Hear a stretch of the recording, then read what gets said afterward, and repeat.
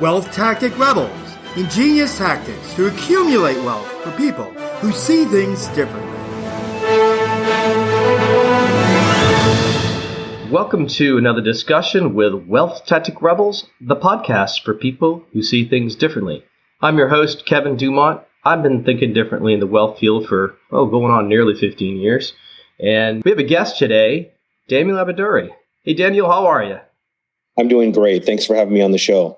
Well, you're welcome. I'm glad to have you here today. Thank you for coming along and sharing your knowledge with our Wealth Tactic Rebels today. So Daniel is author of Don't Save for Retirement. That's a new book out, and sounds a little bit like a Wealth Tactic Rebel way of thinking. He's also the founder of Future Money Trends. So Daniel, clearly you're an outside-the-box thinker here. So why don't you tell us a little bit about your story, about kind of where you started and what inspired you to get to where you are today? I've always had a fascination with money ever since I was a boy. My mom has stories back to being 5 years old, me doing different things in the financial space, whether it's selling, starting off small, of course, the garage sales are going door to door, and then getting in trouble at school and all this stuff. I used to skip school so I could go to Barnes & Noble and read everything in the personal finance and personal develop section. And then this anti-conventional wisdom was just always inside me.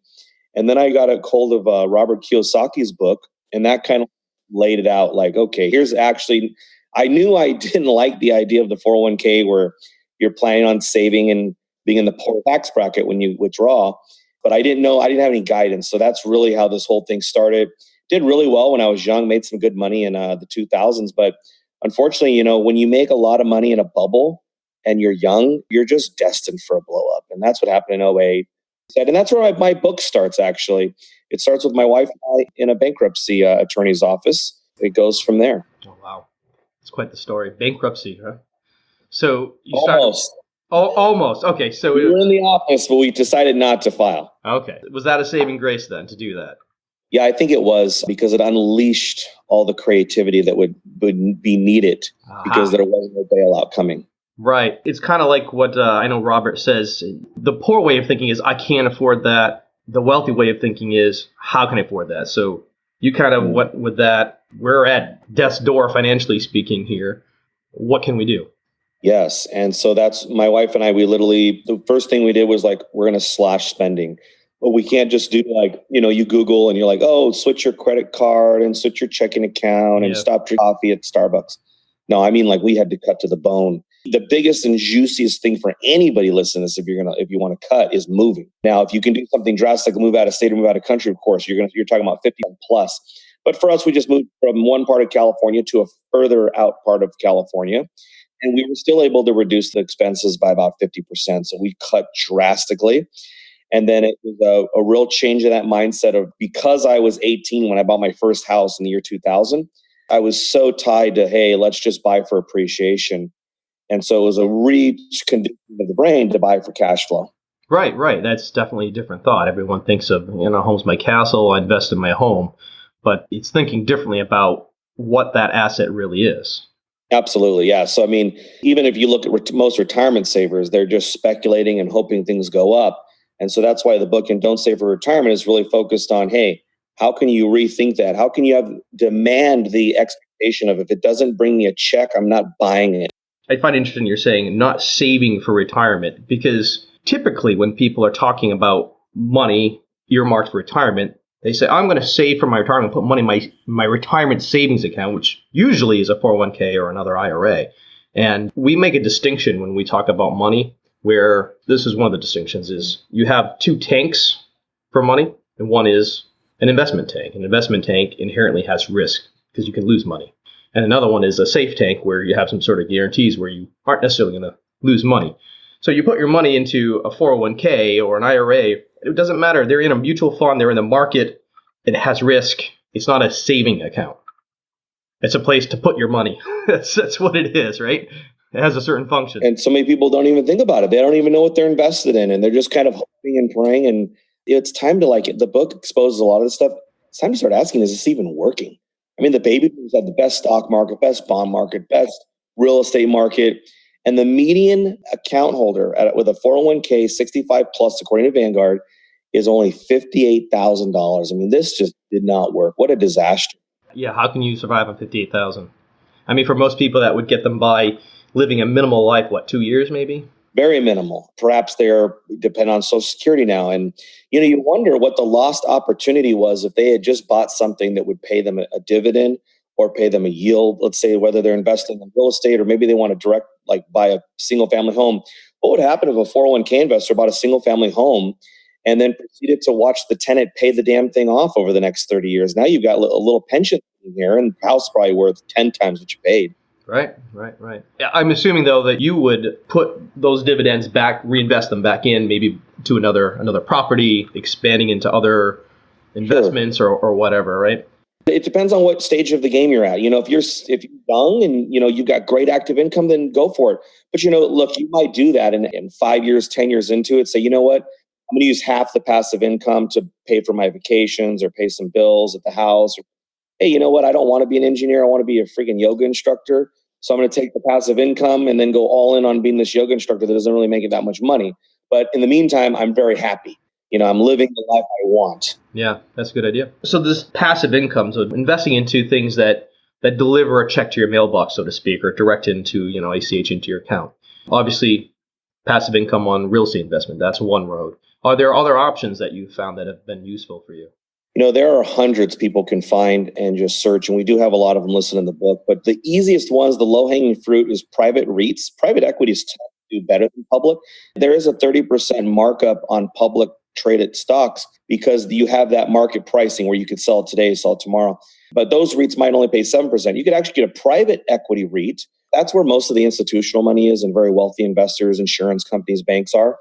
And that you could probably get a 10 to 12% rate. But if you want to sell it, it's going to take you 30 days to 90 days, when they do their redemption. So, and average investors were forbidden for investing in those. That was only for the rich and happy.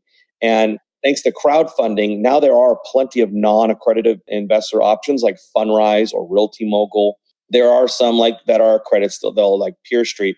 But you can get yourself involved in mortgage notes. And when I say a publicly traded REIT, I mean, think about it. Do you want to own some house, some rental property that's, let's say, a C plus, B plus property?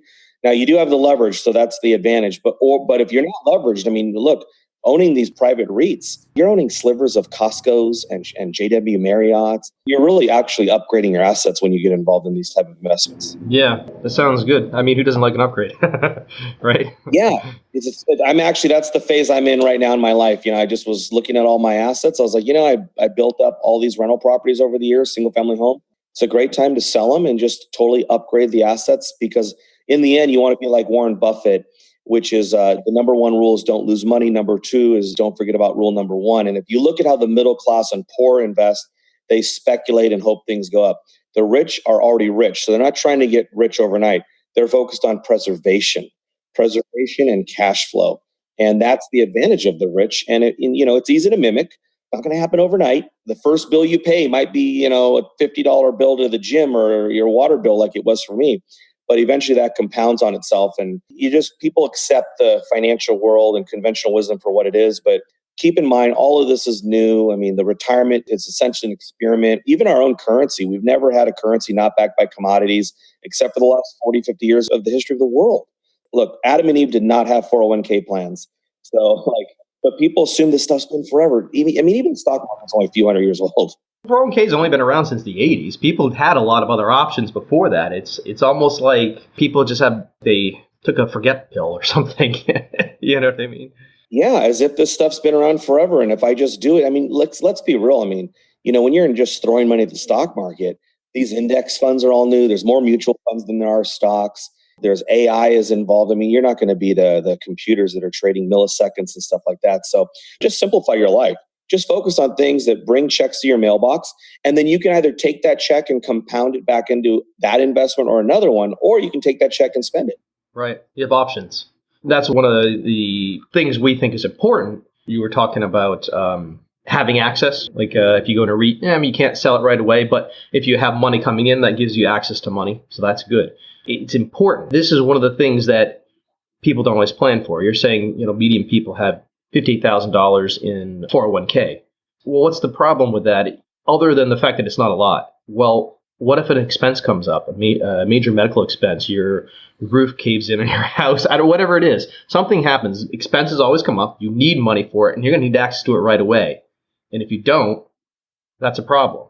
And the 401k, for those of you who are younger listening to this, I mean, anybody between 18 to say 50, I mean, look what's going on around this country. Does anybody think the taxes are going to be lower when you make your withdrawal or higher? Now, I know the plan is for everybody to be in their poorest tax, but you're speculating with the taxes. Taxes, if you look at the federal income tax, it's about as low as it's been since 1931. So if you're 30, 40 years old and you plan on doing 401k withdrawals in 20, 30 years from now, ask yourself, are tax rates going to be higher or lower? With 22 trillion in debt, all the income of the United States right now goes towards entitlements. We literally borrow money to pay our Congress people and all of our defense spending.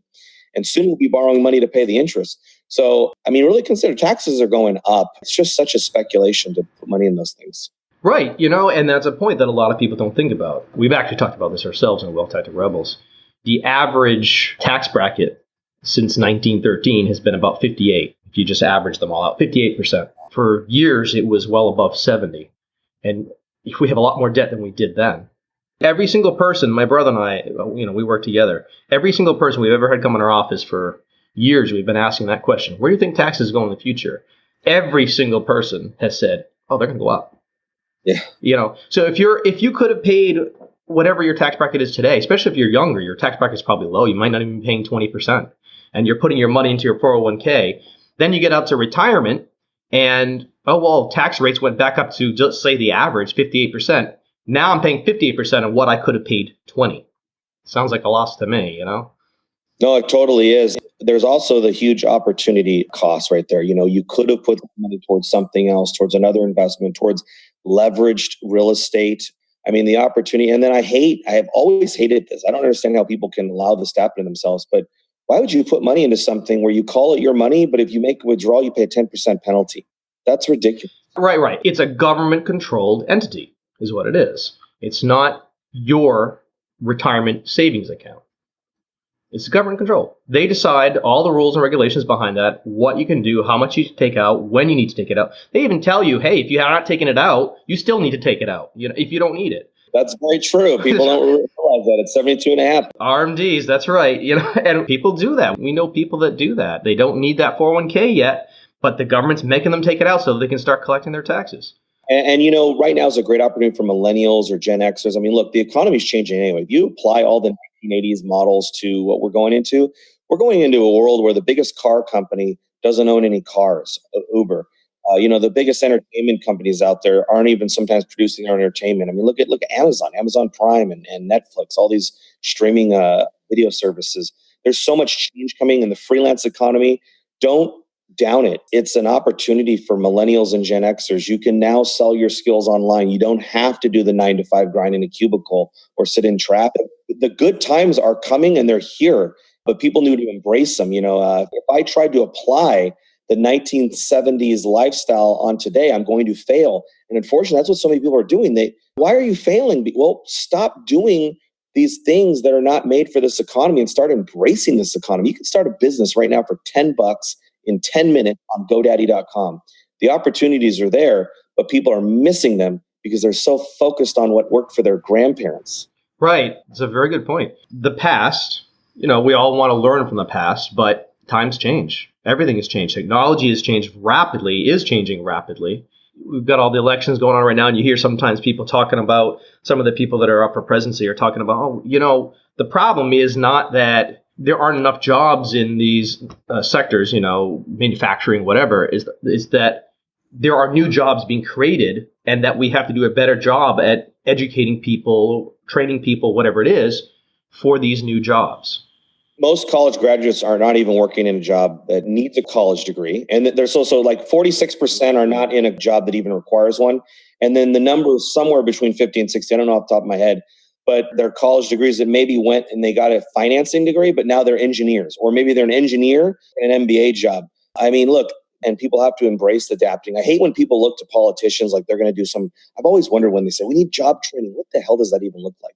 Seriously, like most of these jobs, go out, get hired, go be an apprentice. If you want to start a great business, start giving your services for free to the clients that you most desire to have, because those can be ultimately your referrals one day. Right. I think this goes along with, when you and I were talking about earlier, instead of looking to rely on someone else to maybe someday doing something for you, the people who become wealthy, they're self-made, right? They're self-made in the sense that they've chosen to become rich. But, look, all wealthy people, they need advisors, they need mentors, other people are passionate with them. Obviously, I'm very blessed and thankful that I was born in the United States. I've traveled to a few countries where, hey, you know what?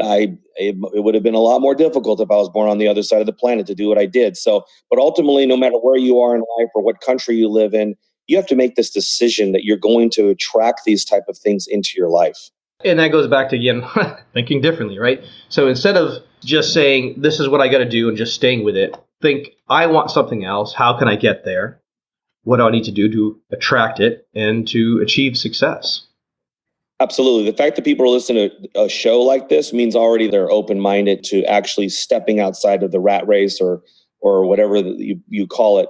Most people will just kind of live. It's sad, actually, when you think about it. Most people are just passing time until death. If you're listening to the show, obviously you're not one of those people, because you've made the decision to say, hey, you know what? I want something more. But so many of us are scared to go out of the norm because we think we're going to somehow be hurt by it.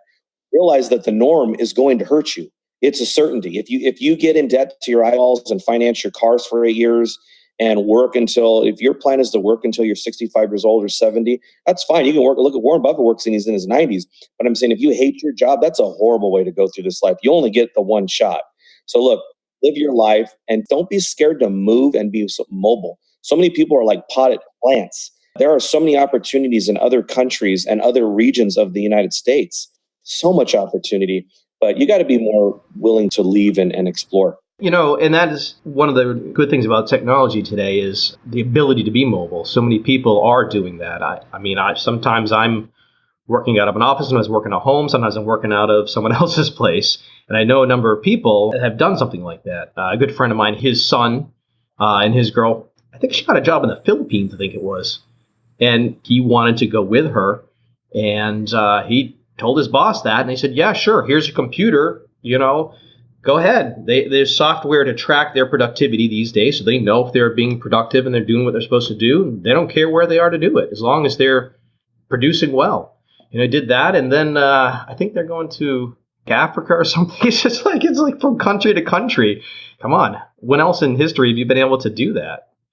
Absolutely. I literally was in Vancouver a few days ago, and then I was in Japan. Like, where the mobility of us humans, we're experiencing no other humans have had opportunity to see and experience. And we're so blessed to live in this time, but so many don't embrace it because we're still hardwired into an immobile society, or a society, has this idea, worked like for one or two generations.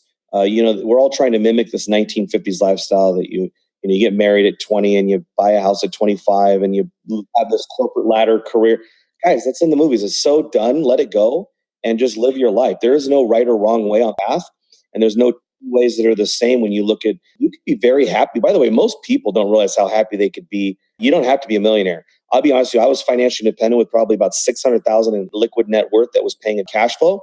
It was only $60,000 a year, but I'd combine it with being aggressively debt free. So, look, you make $60,000 a year and you're debt free.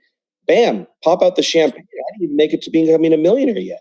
So a lot of people think it's this massive thing, but really it can be very doable. And I did that in the United States. Look, if I was willing to move to another state, even not even out of California, another state or another country, I could have probably done that on maybe a lot less, maybe 1/4 of that. Yeah, that's true. There are places that are a lot less expensive. And again, with the mobility, that's an option. Another thing too, you're mentioning about people listening to this are probably thinking differently, and so many people, unfortunately, are not. They're kind of stuck in their ways. Sometimes it's just a matter of they just didn't know what they didn't know. So I think it's a good idea too that, as people start to learn, they start to give back, to try to open other people's eyes up. Which is one of the reasons for this podcast, matter of fact. Yeah, no, it's great. I love sharing this. I could do this. This is literally like a hobby. I just love talking about it. I love when I go to a wedding or something and the conversation is not on sports and the weather. It flips to money. I'm like, oh, yeah, this is what I want to talk about. Yeah. I love helping people. I love learning. I mean, I don't care if I'm in a crowd where I know more than people, or if I'm in a crowd where I'm the dumbest guy in the room. I'm a happy camper either way. I just love conversing with this stuff about people because it's so doable, right? Right. I don't have a college degree. I was broke 11 years ago. This is very doable. It's a matter of just totally rejecting what the financial industry is going to want you to do. Now, retirement is working out for those guys. Right. They're making a fortune in selling vehicles. So, I mean, I guess retirement in a way is working out for some. Right, that's true. Exactly, that is true. But that's why they're out there pushing it because it works for them. So, can you give a couple other examples, maybe, of what's worked for you, and maybe what some of our listeners can look to do? I mean, you've already said that you put money into some real estate. How can our listeners follow up? If they decide they want to do it, follow a path something like you. I did it without a bank. So after blowing myself up in 2008, I have a chapter in the book about investing and doing owner-seller finance deals. To this day, I've only done owner-seller financing deals. So again, you have to go out there and look. When I bought houses nobody wanted to buy. I was buying houses with a foundation problem because I got lucky. My house that I bought had a foundation problem. I thought it was a problem, a big problem, but it was my house, so it was worth looking into. And it turns out it was only like $4,000 or $5,000 to fix. So then I started just finding those because it scared everybody else. So find things that you're passionate about, invest in things you're interested in. If you have a job and you like it, then stay with your job and still build the passive income. Become a great investor. Now, if you have a job and you like it and you're like, I want to grow it, I want to expand my own active income, because always in the mirror is where you're going to find the most income you can make. It's you. I've helped a lot of people do this recently, where if you work for a small business, say under 100 people, you can go up to your boss and say, look, I'll charge you less, but I'm going to be working from home. You'll be a client instead of my employer, but you're going to lose workers' compensation, all these regulations and all these things that brought down. So you'll save money. And, one thing I learned, like a lot of these things that we're scared of, like healthcare insurance and stuff, it's very easy to get. And I'm not even talking about the ones the government pitches. We're talking about like private nonprofit institutions that have been around for 40 years, paying out billion claims. They work actually as real insurance too. Like, if you go to the doctor to cut your toenails, you're not going to get to do a copay. You have to have something wrong with you, like more than $500 before they come in. So a lot of these things that we're scared about, just consider there are millions and millions of entrepreneurs and business owners who've done it. There are a lot of people who've done investing and passive income. And again, my book is not about quitting your job and becoming a full-time entrepreneur. If that's your thing, great. But look, I'm just saying, if you're going to reallocate capital into investments, start thinking about bringing that income in and stop thinking about keeping up with the Joneses, that I'm going to just do everything that my neighbor's doing. He financed his BMW for 7 years and mine's financed too. And we're just all going to live paycheck to paycheck together because one day there'll be some golden retirement plan at the end of that rainbow, which now we've seen, now that the experiment has had 40, 50 years to run through, it's a complete disaster. It's true. And I think that's a lot of what's shaking up what's going on with the political system right now, because people are saying, hey, it's not working. My parents aren't able to afford to retire. How am I going to afford to retire? My grandparents are barely getting by. Whatever it is, everyone's worried. My friends down the street lost their job, all of them. It can be an issue. I can see that. So I think that's good advice, is to get out of the box, start thinking differently, and think, what do I want? What do I want to accomplish? How can I find a way to get there? I would just say that for your listeners, we have a page set up at futuremoneytrends.com/save. Yep. They can actually read the intro to the book and the first chapter. Again, it's a very personal book, but it also shares all the ideas. I didn't write a book and then hold back the domains and the links. It's all there. And then at futuremoneytrends.com, they get my weekly wealth digest, which shares all the things my wife and I did, and then often the things that we're doing right now. Okay, sounds good. So before we close today, I'm going to ask you a question. I'm going to ask you to provide a value bomb for our listeners, and it's going to be with our Wealth Tactic Rebels twist, which is the avoiding losses type of idea. So it's, what should our listeners look to avoid doing? Something that's, probably happened in your experience, and it's something they can do about that. Never be in a hurry to buy anything. If you feel rushed to buy an investment, you are going to lose money with certainty. Think of the people who felt urgency. If I don't get into Bitcoin at 12,000, I'm going to lose money. And then it went to 3,000, or gold when it was at 1,900, or the stock market or real estate is a fresh one. And remember, people used to camp the night before in Riverside, California, because they wanted to get the new construction built.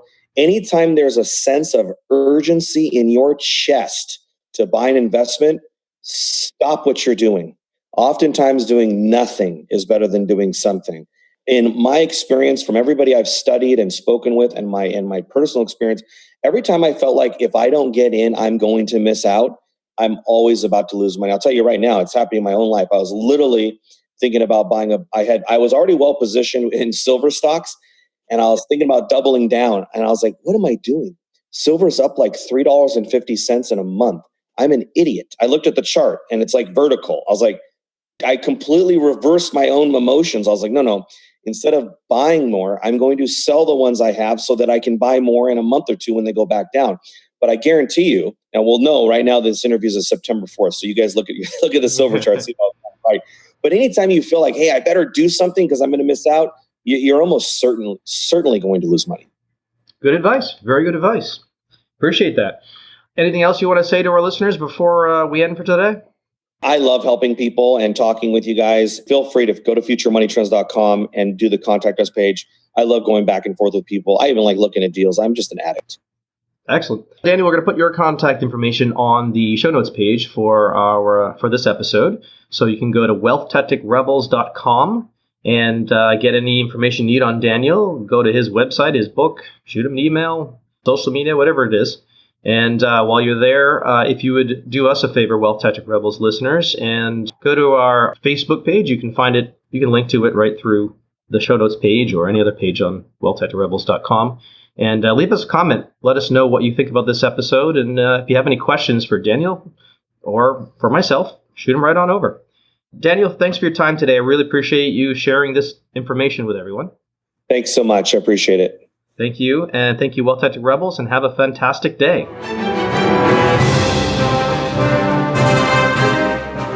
Want to really see things differently?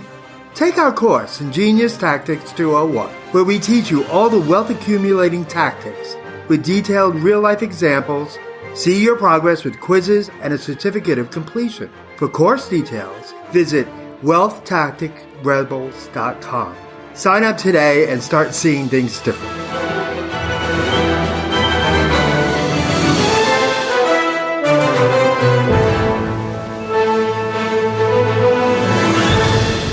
This presentation is intended as informational only.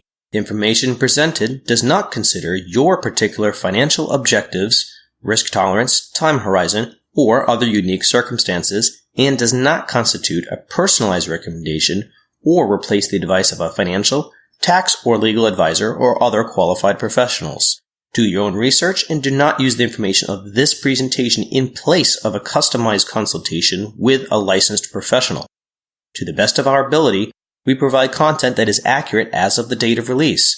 However, we give no assurance or guarantee regarding its accuracy, timeliness, completeness, or applicability. We assume no liability for the information of this and related presentations.